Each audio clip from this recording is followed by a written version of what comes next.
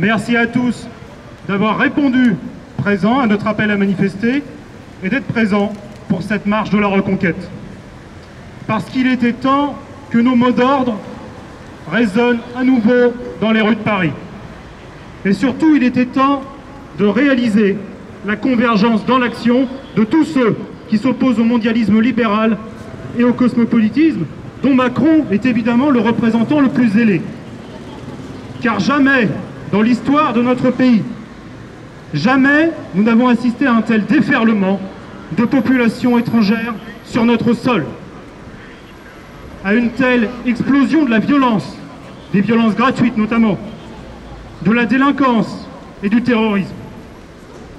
Jamais nous n'avons vu notre peuple bâillonné à ce point par les nouveaux inquisiteurs du politiquement correct, par tous ces 68 arts vieillissants qui entendent vous dicter ce que vous devez penser, ce que vous devez dire et ce que vous devez voter.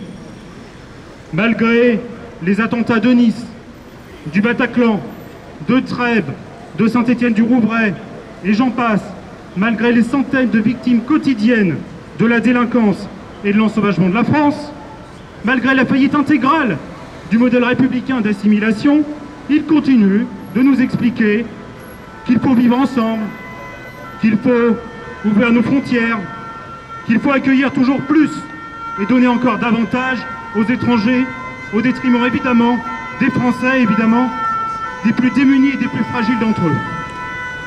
Et tout cela, évidemment, nous le refusons. Nous le refusons d'abord au nom de la justice.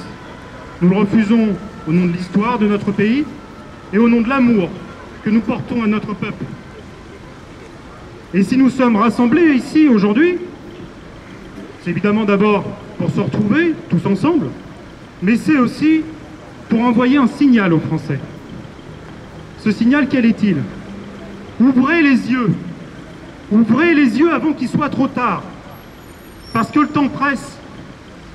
Et le processus d'effacement, de remplacement de la France atteindra bientôt son point de non-retour. Alors bien sûr, me direz-vous, nous ne sommes pas les seuls à tirer la sonnette d'alarme, et c'est vrai. De plus en plus bruyants, de plus en plus audibles, les refus de l'effacement et du remplacement se font entendre. Et effectivement, partout en Europe, nous assistons à quelque chose d'inédit, à un basculement historique. Mais si c'est une chose d'établir le bon diagnostic, c'en est une autre de proposer la bonne thérapie. Et face à la dictature de la bien-pensance, face au politiquement correct, il faut de l'audace, il faut du courage pour sortir des sentiers battus. Car il s'agit bien d'audace, et nous avons conscience de brusquer le politiquement correct. Nous avons bien conscience que notre seule présence ici, c'est une déclaration de guerre à la fatalité et au déclin. Oui, pour nous, il faut tuer le multiculturalisme avant qu'il ne nous tue. Car il faut regarder la réalité en face. Le temps de l'assimilation est révolu. Et nous ne pouvons pas assimiler des peuples entiers avec qui nous ne partageons ni la langue, ni les mœurs, ni la culture, ni même la religion. Et oui, évidemment, il faut oser défier le politiquement correct pour porter des propositions radicales à la hauteur des enjeux.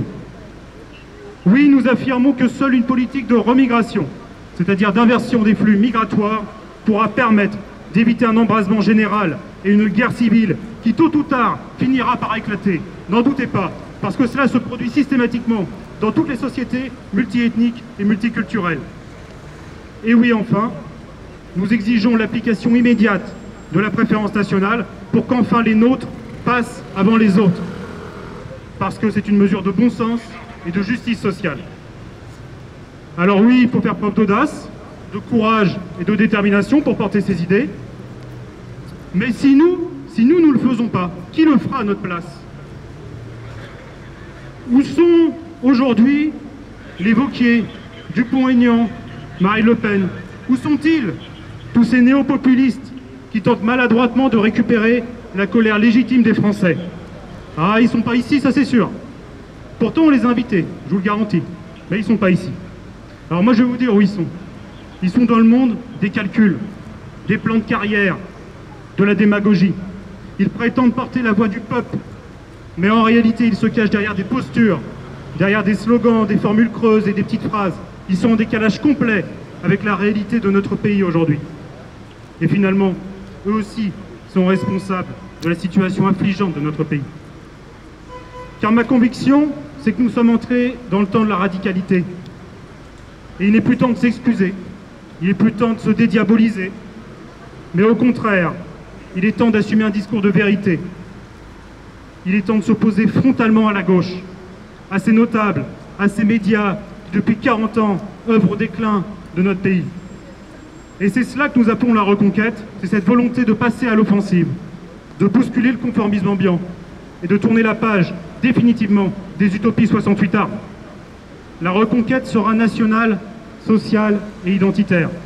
Et je forme le vœu que cette première étape, que cette journée soit une première étape dans la constitution d'un front uni des nationalistes français, des patriotes, pour tous les combats qui nous attendent à l'avenir.